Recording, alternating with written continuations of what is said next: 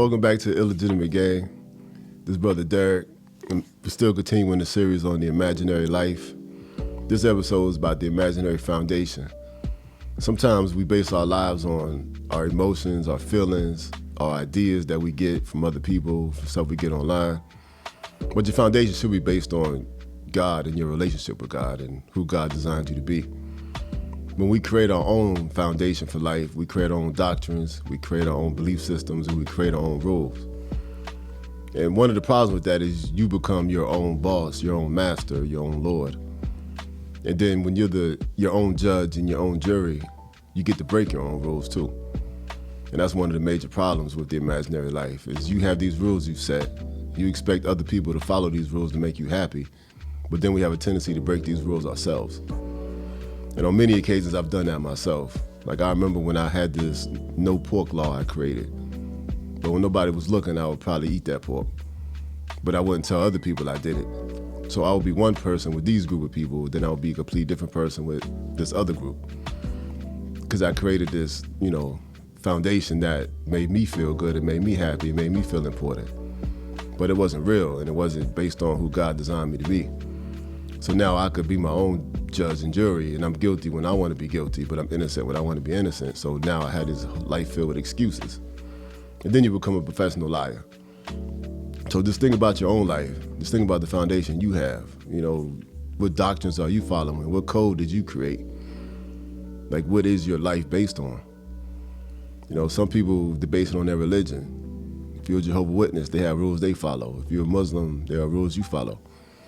For Christians, if your foundation is based on the Bible, those are your rules. So if it's connected to God, we have a tendency to obey it because it's coming from a higher power. But when you have this imaginary foundation that you made and is man-made, you could shift it, you could alter it, you can make it whatever you want to be in that moment. Because I know a lot of people, matter of fact, I have another better example. When I quit smoking, it took me 2 years to quit smoking. And I was trying to do it with my own power, and I was trying to do it with my own pride. So I would go a week or two without smoking, but then I get around a different group of people and I'll start smoking again. So, sometimes your foundation has to be built on something solid, something with real power. And I'm always gonna tell people, build your foundation on God, build your foundation on the truth. If your foundation is a code you created, you're always gonna shift it and shape it and manipulate it. Because when that guilt and shame comes from breaking the rules, you're gonna have to admit you're wrong. And we don't like guilt and shame. And many of us don't want to admit when we're wrong, so we always change the rules just to make ourselves happy. So ask yourself, what ideas determine your happiness? Is it money, relationships, status, fame, success? What determines your happiness? Like, what is the foundation of your happiness? When you wake up in the morning, are you happy or sad, and why? Why are you doing what you're doing? Because in the imaginary world, usually we have to find different vices, different goals. We choose our own destiny. If you want to go to college, what is the goal for going to college? I want an education. I want to make some money. I want to be somebody. So it's that search for significance. What is your search for significance based on? When I finally connected my life to God, my foundation became who God said I am. And that's where my power came from. That's where my integrity came from. If I always know God is watching me, then I have to follow those rules. And then living with that foundation always bringing me safety and security. Because if I'm standing on God, I can't fall. But if I'm standing on myself, now I have to overcompensate for my own fears and anxieties. And for many years, I lied about that. I just had this conversation with one of my business partners, and when I talked about how many years when I was walking in faith and walking in power, it was really fear. I was overcompensating for that fear. So I had to create this look of strength. I had to create this image of strength because my foundation wasn't secure. Because my foundation was based on my own doctrine, and my own doctrine didn't even work.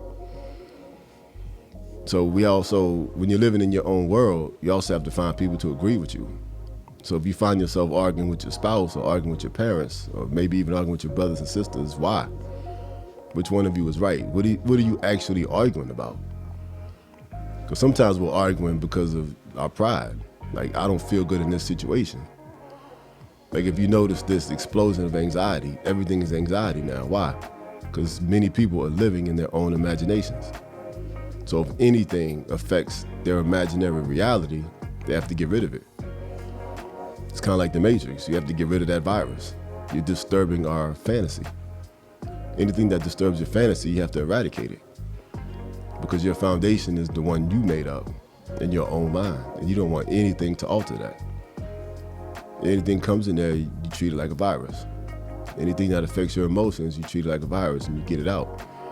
But sometimes it's the truth that disturbs you. So what is your foundation? What is that code? What is your throne built on? Like, are you the king of your little world? Or are you a king in the real world? And the real world usually tells us the truth about ourselves. It's kind of like when you go to the gym and you get on the scale. That is your real weight. I know I had a friend of mine who refused to check her bank account because she didn't want to know how much money she spent. The bank knows. But some people, we don't want that reality check. Like, there were times I would avoid reality. I went through that before. But like I said, you have to find people to agree with you. So now you have all these fantasy people living in your fantasy world, and we're all avoiding accountability. And now we're all avoiding responsibility. And sooner or later, it's going to crash. Like the parable of the house of cards. Sooner or later, it's going to crash when reality comes. So the foundation should be God. And then you could always check yourself just by looking at the results of your life. And then if you also want to know if you're living in the real world or imaginary world, what do other people say about you? What does your counselor say? What does your parents say? What do your friends say? When I was going back and forth to jail, people kept telling me it was my attitude, but I kept blaming the world. I kept blaming school teachers. I kept blaming my PO. I was blaming the police for picking on me. But I was literally living in rebellion. I started skipping school. I was abusing drugs. I was hanging with people trying to make money. My foundation was off. And at that time, my foundation was built on bitterness and depression. Because, I went through some hard times and then I let it get me down. It destroyed my spirit. My original goal was to make music and be an engineer.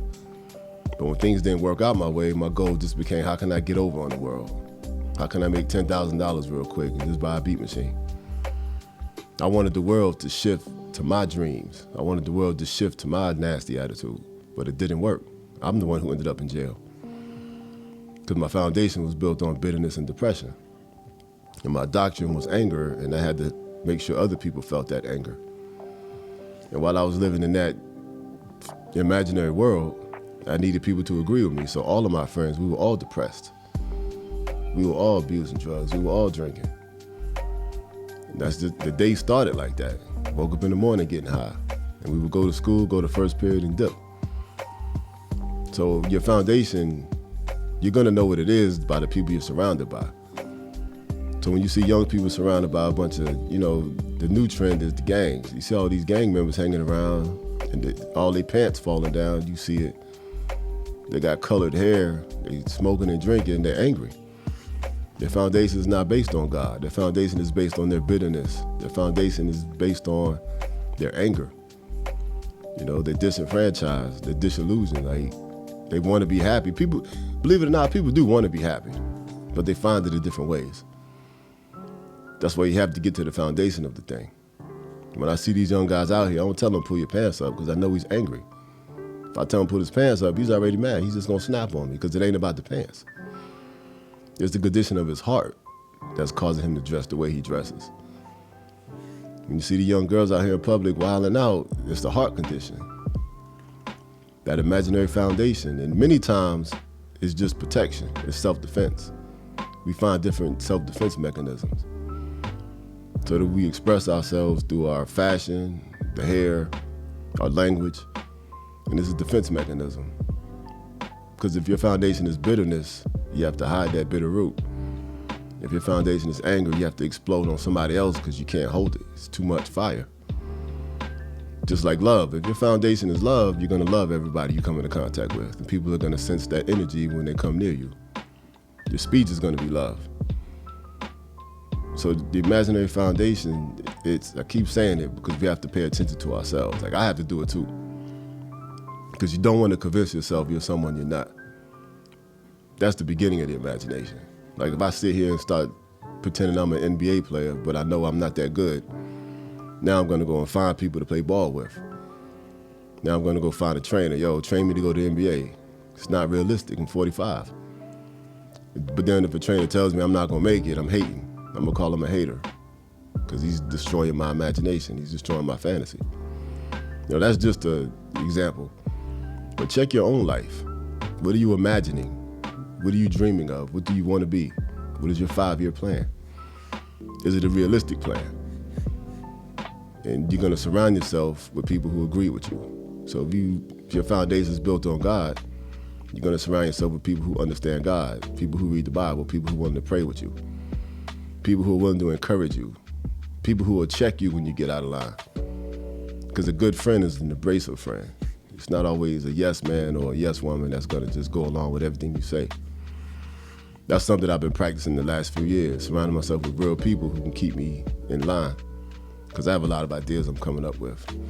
So, the imaginary foundation, make sure you're not living there. And if you are, get out. Get you some good friends, get around some family members that love you, and just wake up to the reality. You know, are you as smart as you think you are? Where are you building your throne? Where are you building your kingdom? And what do you want? That's where it really starts. What do you want and why? The answer to those two questions is going to tell you where your heart is. And we'll talk about the imagination world, the rest of the imagination later. Peace.